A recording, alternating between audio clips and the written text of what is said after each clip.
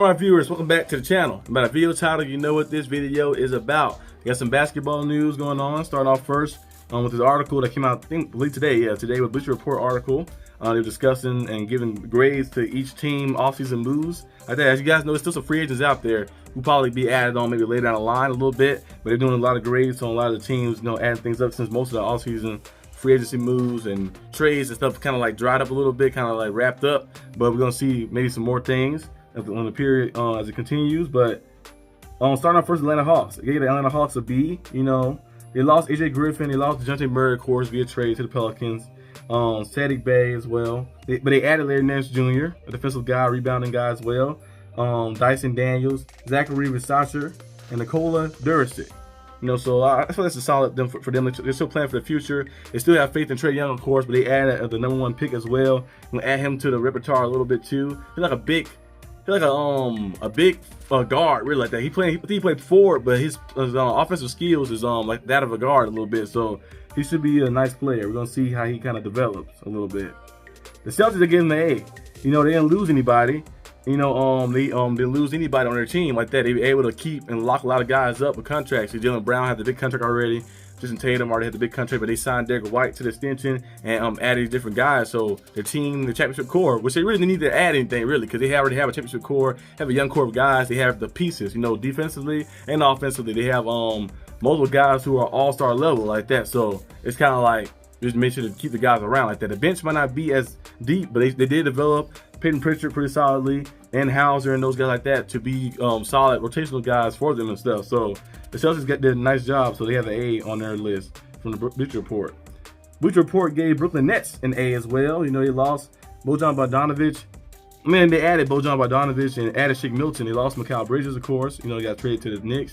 Charlotte Hornets got a C+. They said they lost, of course, Seth Curry, Davis Bertans and stuff. And then they added Reggie Jackson, Josh Green, KJ Simpson and stuff. The Hornets, I feel like they've been trying to rebuild like a lot. Remember they had the days when they had Kemba Walker, and then I think Al Jefferson was there as well. And then they really haven't done anything too much. They had the playoffs a few times with Kemba Walker, couldn't get past the first round, but they really haven't. Only they won a series in a long time. It's been like forever. It's been like maybe like the 80s or something. It had to be a long time that they won a series. Maybe when Glenn Rice was playing there or something. I don't know, but.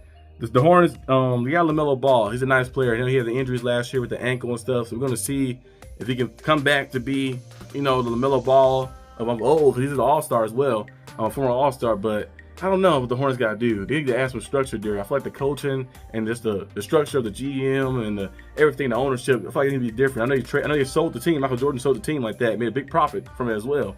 But they need something different. They need something new like that. So maybe they can find like their own culture or something.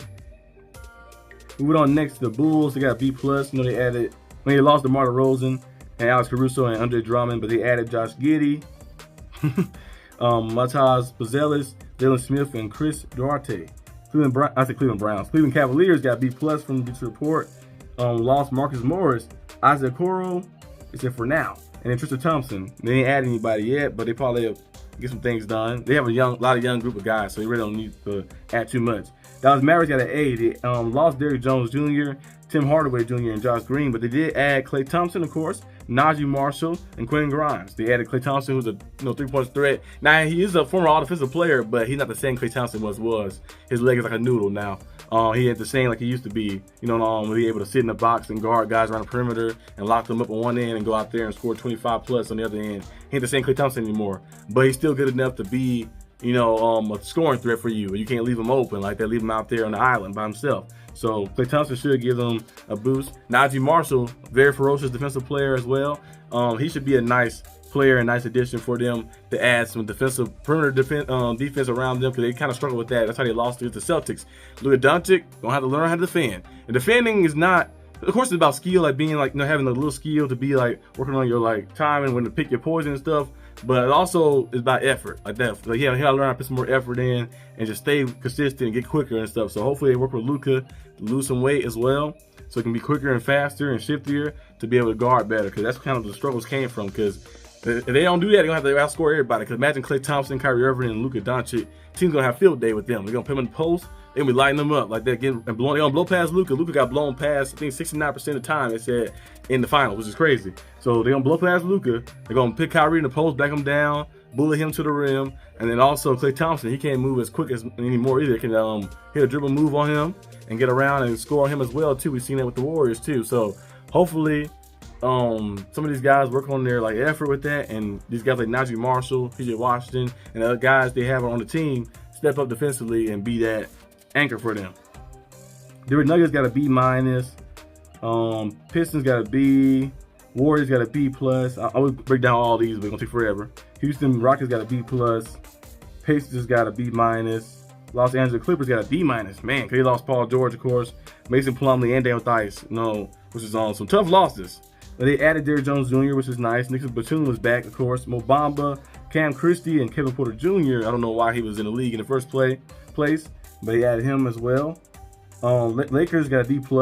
And it's crazy, like you think like with LeBron James, Anthony Davis, all these guys there with the Lakers, you're like, oh, they'd be like a big time place to go. A lot of free agents don't want to go there, not even coaches want to go there. I don't know what is going on fully. Maybe because Rob Pelinka is not really in command of the team, in command of the organization or team itself like that. And I don't know. Maybe because it's like that, or I don't know what's happening. Because I always call it the Los Angeles LeBrons. He run everything over there. LeBron, one of my favorite players to watch, of course. A great player, amazing player, but it's like the Los Angeles LeBrons over there.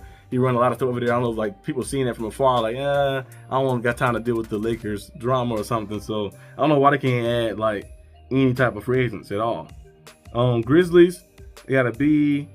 Miami Heat, they gave my Heat a C. Yeah, we lost Caleb Martin, of course, to Dylan Wright. I was hoping to keep Dylan Wright. He was a solid point guard, a defensive threat as well.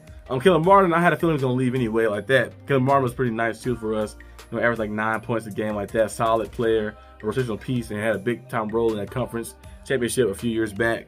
But we added Alec Burks, which is nice, and Kellen Ward been playing very phenomenal in Summer League as well. But I feel like the Heat still kind of going with like we're going to run it back with the team. They feel like Terry Rozier was injured, Jimmy Butler was injured, and all these guys was injured. They didn't get a chance to really play and merge with each other like fully to see how he actually looks. So maybe go out there, Kellen Ward adding size and defensive threat. It's a 7-footer for the Heat, should be good for them, and we'll see how things playing out. I'll hope we add somebody else, but most likely the Heat probably gonna run it back with the guys they have. Milwaukee Bucks, they got a C. Timberwolves got an A-. Pelicans got a B+. They added. They lost Jonas Valanciunas and Larry Nance, Najee Marshall, Dyson Daniels, but they added Justin Murray, a true point guard for the team, and Daniel Theis, a defensive player. They added him as well. New York Knicks got an A. They lost Isaiah Hartenstein, Bogdan Bogdanovic, and Alec Burks, but they did add Mikal Bridges, which is nice. Oklahoma City Thunder, they lost Josh Giddey, but they added Alex Caruso, who's a defensive threat. I think he's a 2-time all-defensive player. A solid, he can play a lot of positions. You put him anywhere. He's one of those players you can put anywhere, and they go out there and they will give you positive stuff. You can put him at point guard, shooting guard, small forward. He might play power forward. I don't think so, but you can put him at 1, 2, 3, depending on who the third person is like that. He playing small ball like that, and he go out there and shine. They added him to their repertoire, so it'll be nice for their team.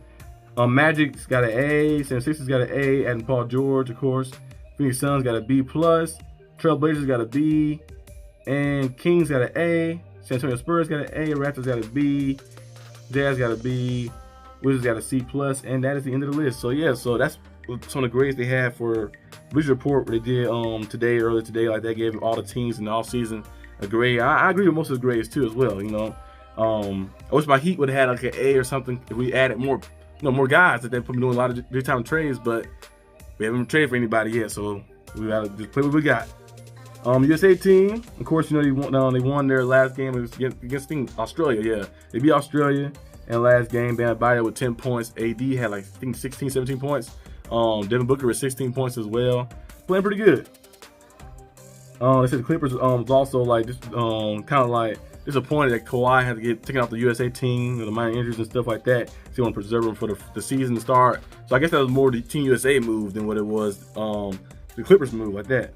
So I don't know exactly what goes on with that. The USA team is all about politicking a little bit. About Kyrie Irving is on the team probably as well, and Jaylen Brown because the comments they had about the Nike and stuff. So they're not gonna be on the team like anytime soon. I don't think so.